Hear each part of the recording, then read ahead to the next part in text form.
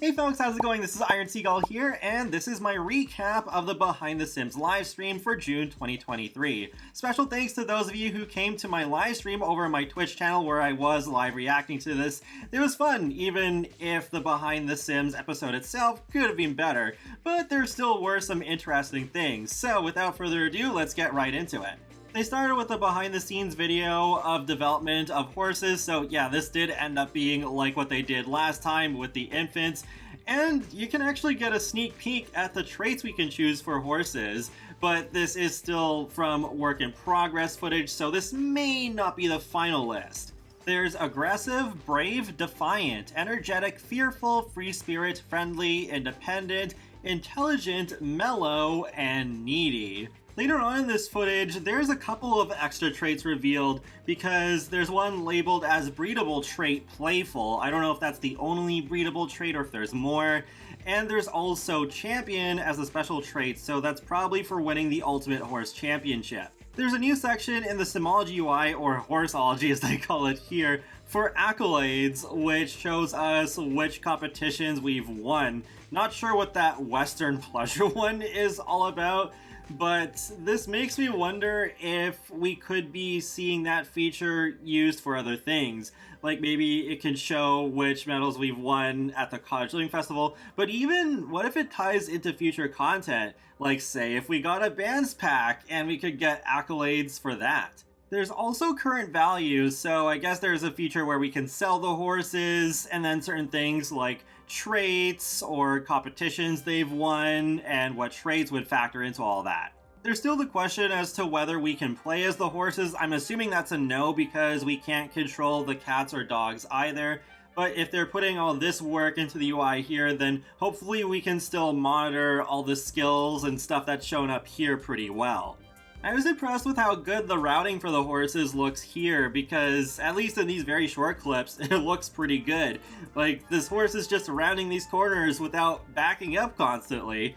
Because I am still a bit worried this could end up being a My Wedding Story sort of situation, specifically with the routing. Because, yeah, The Sims 3 was pretty bad, and The Sims 4 is pretty buggy as it is, so I'm still being cautiously optimistic about this, because it could still be that when the game is in our hands that the routing won't look as good as they're trying to lead us to believe.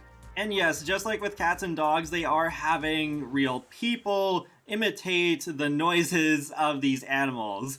The animation effort looks decent too, like this full stumbling as they're walking, and the object in the background of this footage, I'm not sure if this is where they're supposed to sleep. It's also good to know for sure now that we do have that same customization that we already have available for the cats, dogs, and werewolves. I do find it kind of funny towards the end they tried to say there are plenty of other features besides horses, and they mention the mini animals and nectar making and being able to invite other Sims over to your house so they can see how cute your animals are, but yeah, that basically seems to be the whole pack, especially with that items list that we looked at yesterday.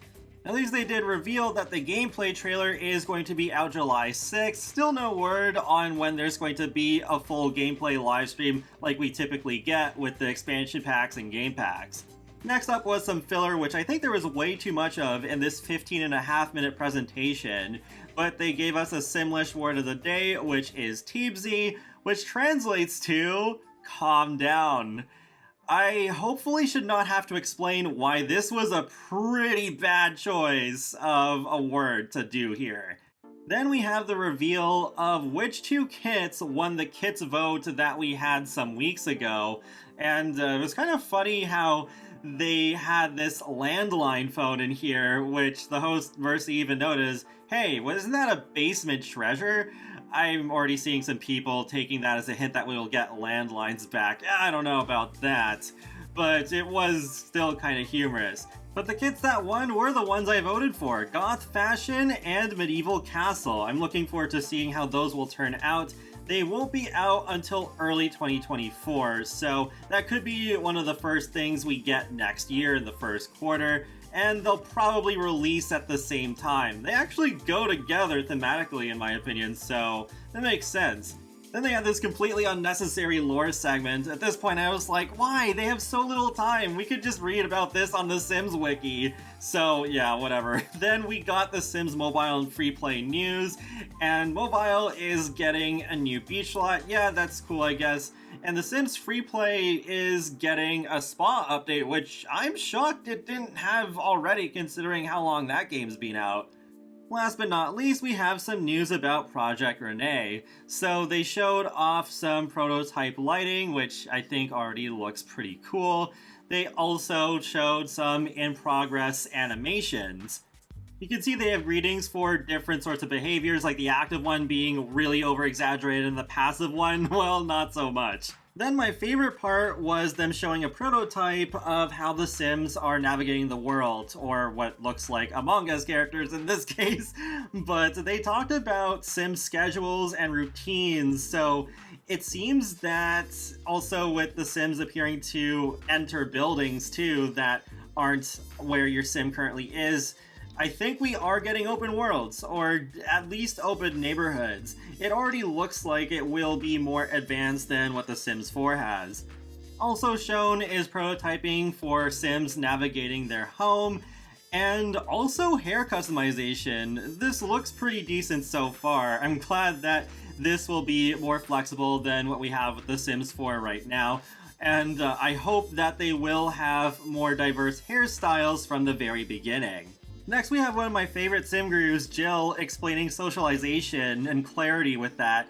I think she could have worded this a bit better because at one point she said, we're experimenting with how little can we get away with, and I'm sure many people in the Sims community could argue that's the mantra of The Sims 4 in general, so I get what she was trying to say, that yes, they're trying to make the action easier to follow without having like the game being way too cluttered so that it's just communicated better what's actually going on. It's a pretty nuanced discussion for sure, but overall, yeah, it was nice getting more sneak peeks of Project Rene and not just more multiplayer info or about the cross-platform play that they're planning on doing, but more of just what this core game is going to be like. And that was it. No one more thing, unfortunately. I was hoping maybe they would tease a little something for later this year, like bands or cars. That would be a really hype reaction, but no. Hopefully they do a Behind the Sims Summit stream in the last quarter of the year, because that was actually the very first Behind the Sims live stream that we ever got, and that was a lot bigger and it revealed Project Rene for the first time, so maybe that's the one to more look forward to. Because that one was specifically called Behind the Sims Summit, not just Behind the Sims, so it seems like if they put Summit in the title, it is going to be a bigger deal. And that wraps up another Sims Info and Thoughts video, so feel free to let me know your thoughts on this Behind the Sims live stream in the comment section below, and be sure to subscribe if you'd like to keep up with my latest gaming content.